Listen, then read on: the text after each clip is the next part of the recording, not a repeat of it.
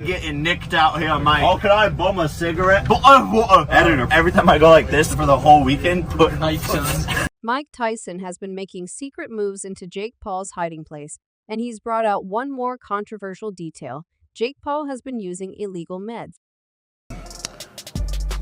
I haven't took drugs in 6 days. And for me, that's a miracle. I've been lying to everybody else to think I was sober, but I'm not. This is my 6th day. I'm never gonna use again. Cocaine. Did you ever come in? Tyson has been acting as the special Secret Service agent assigned to investigate Jake Paul, and he's been doing his job perfectly now. He's brought up another revelation about the problem child, and it's one that could see Jake Paul receive some very severe punishments from authorities if that happens. Then the anticipated bout between them would be a short-lived dream that won't live to see the day. Let's dive right in. The drama does not seem to be stopping anytime soon as events continue to unfold. Ahead of the much-anticipated fight between Jake Paul and Mike Tyson on July 23 at the AT&T Stadium, the fight between Paul and Tyson has been themed with controversy right from the time it was officially announced, and in the build-up to July 23 events continue to unfold, some even sending shockwaves to everyone in the boxing world.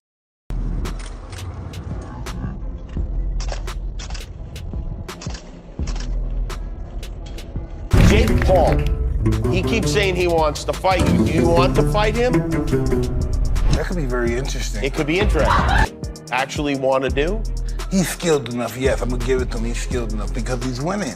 Even if he's fighting guys. A lot of issues have arisen following Jake Paul and Mike Tyson's decision to go head-to-head. First, it was the amount of money involved, with many claiming the match is a scripted one. And secondly, it was the age difference between Mike Tyson and Jake Paul, with an over 30-year age gap existing between the two fighters. Now, another controversial issue has sprung up as Mike Tyson has now accused his opponent for his upcoming match, Jake Paul, of using illegal meds. Mike Tyson, in a recent interview, made this shocking allegation against Jake Paul, and according to him, Jake Paul has been using these medications to get the better of fighters he's faced in the past, and is currently planning on using the same for their upcoming match on July 20th. According to Tyson, Paul is doing everything possible to win the fight on the 20th of July, and is now resorting to the use of a drug matching the description of amphetamine in order to stay in shape for the upcoming boxing match. Apron, also known as diethylpropion diethylcathinone, is one of the drugs listed on the World Anti-Doping Agency ban list, and it is a stimulant that performs several functions. Though there is a high possibility of the drug being abused, the drug is however believed to have some good effects, as it is used for the control of lifestyle and dietary changes.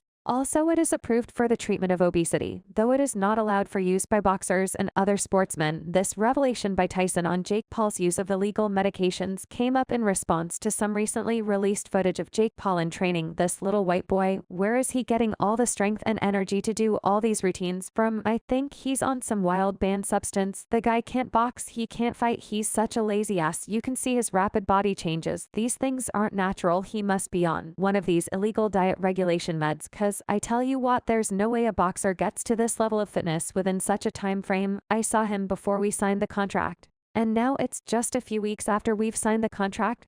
Look at the crazy changes. My man does fit into the description Tyson gave in that interview, and if it is factually correct that Jake Paul is on that substance, then it might spell doom for him if he is found to be in use of the banned substance before the match. It would most likely lead to a cancellation and call-off. And it could be worse if a doping test is carried out after the match, and he's found guilty of using any banned substance. A ban could likely come his way. Jake Paul, who was merely a YouTuber and an internet celebrity, just came into professional boxing a few years ago, and he's yet to convince majority of boxing fans that he's good enough to be categorized amongst the elite fighters of this era, as he has more often than not picked his fights against boxers who are way past their prime. He's been acting like he's skilled enough. Yes, Emma, give it to him, he's skilled enough, because he's got drugs to keep him winning. Even if he's fighting guys that you guys don't believe are good enough fighters, he keeps using drugs to beat them. Mike Tyson said of his upcoming opponent in an interview. He keeps saying he wants to fight you. Do you want to fight him? That could be very interesting. It could be interesting. Actually want to do? He's skilled enough, yes, I'm gonna give it to him. He's skilled enough because he's winning. Even if he fight. Substance or drug abuse is something that is prevalent in boxing and sports as a whole, with the World Anti-Doping Agency having to grapple yearly with athletes who fall in breach of doping regulations. Even Mike Tyson is not a saint when it comes to substance abuse, be it alcohol or banned substances. The former world champion struggled with drug and alcohol addiction at the latter stages of his career, before later overcoming those addictions. I want to live a different life now. I want to live my sober life. I don't want to die. I'm on the verge of dying because I'm a vicious alcoholic, Tyson said in a press conference 10 years ago. I haven't taken drugs in 6 years. And for me, that's a miracle. I've been lying to everybody else that thinks I was sober. But I'm not. This is my 6th year. I'm never going to use it again. Mike Tyson till date still talks about his past with drugs and alcohol addiction as he continues to set the example for so many young boxers and fans who look up to him. You know, we can all beat cocaine. We can all beat cocaine drug testing. Just stay away from it for 3 days or so. We could beat that, right? But for weed, we got 45 days. Yeah. We gotta wait 45 days in our system.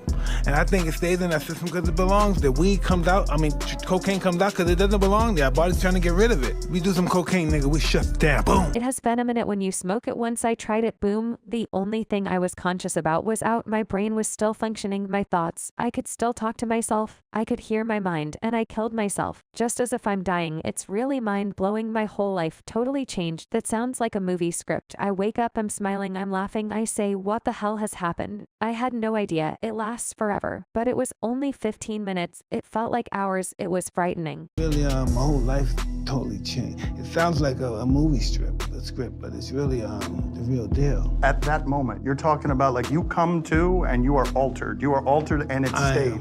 I don't know. I wake up, I'm happy, I'm laughing, I'm smiling. I think, what the Really? happened? Yeah. Really? I had no idea. So sex, cocaine, championship belt, those weren't happening. Nothing, no. It lasts forever, but it was only 15 minutes. But it felt like hours.